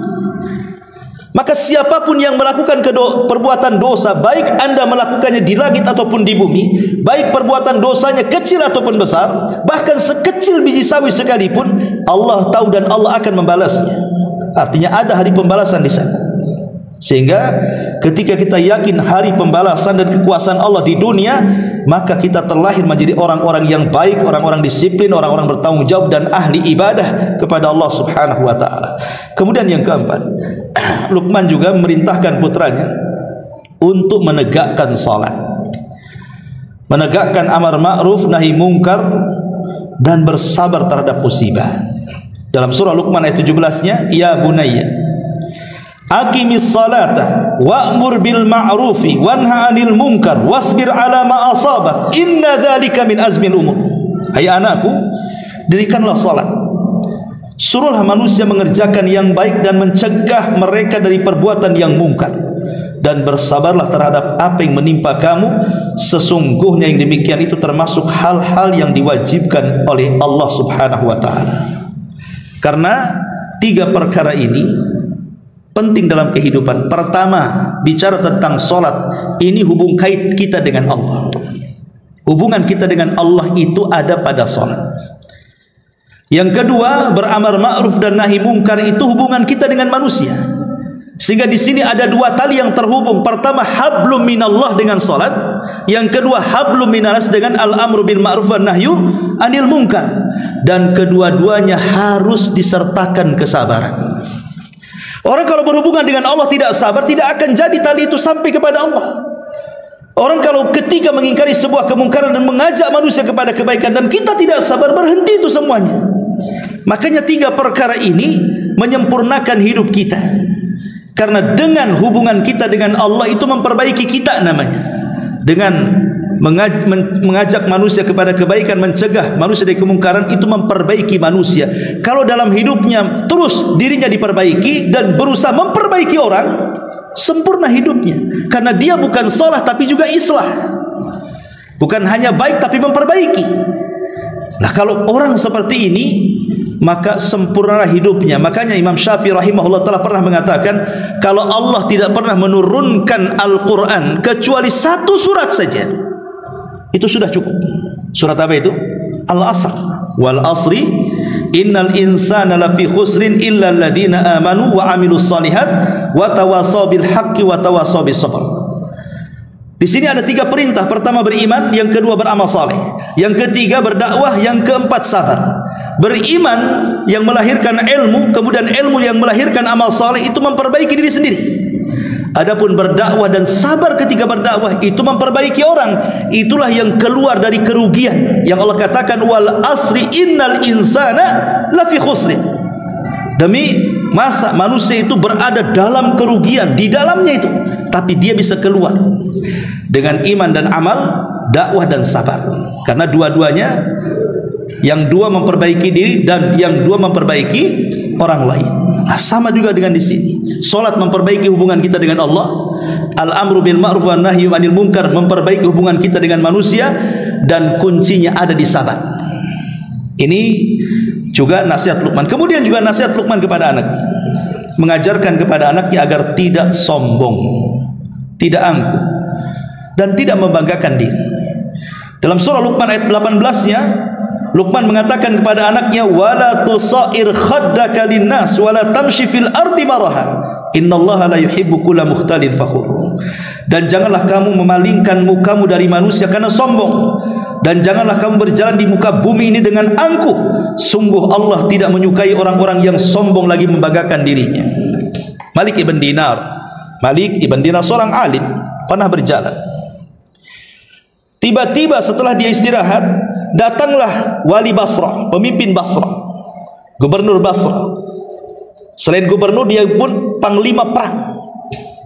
Tiba-tiba dia berjalan dengan congkaknya, dengan membusungkan dada, berjalan menuju pasukan.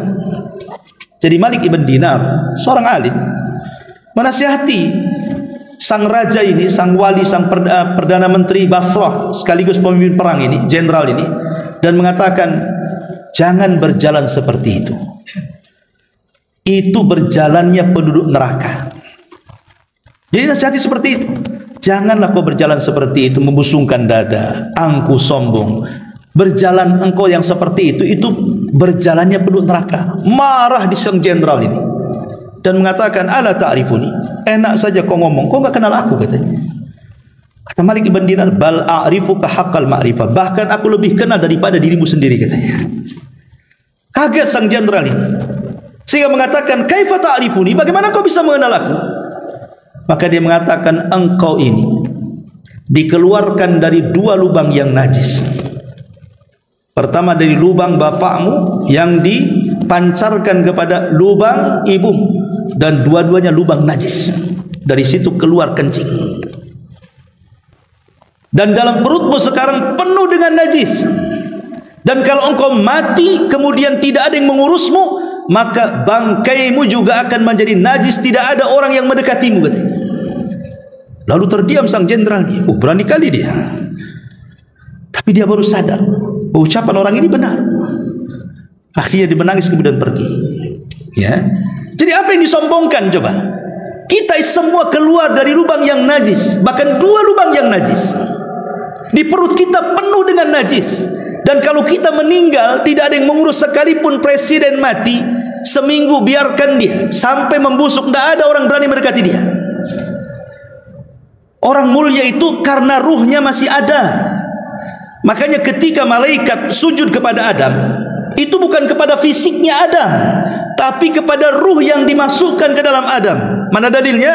Fa idza sawaituhu wa nafakhtu fihi min ruhi faqa'u lahu sajidin. Ketika aku sudah sempurnakan Adam, maka semata-mata aku tiupkan ruh ke dalam jasadnya, sujud kalian wahai malaikat. Maka semua malaikat sujud kepada Adam. Kata ulama tafsir mengatakan, sujudnya malaikat kepada Adam bukan kepada fisiknya, tapi kepada ruhnya, karena ruhnya Adam dinisbatkan kepada Allah, ruhi, ruhku. Dan apapun yang disandarkan kepada Allah itu mulia. Makanya para malaikat sujud. Artinya kita dimuliakan itu karena ada ruh dalam badan kita. Tapi kalau ruh dicabut, tidak ada kemuliaan. Semua pakai kain kafan, tidak ada lagi disebut titel-titelnya, semua sama almarhum. Dikubur di 1 meter kali 1,5 meter. Habis itu ditinggalkan manusia. Lalu apa kemuliaannya? Ma'asyiral muslimin yang dimuliakan Allah Azza wa Jalla, mengajarkan luar biasa di Luqman. Kemudian juga Luqman Hakim mengatakan kepada putranya juga agar tawadu. Jadi lawan daripada sombong supaya kita tawadu, rendah diri, berlaku tenang dan tidak suka meninggikan suara.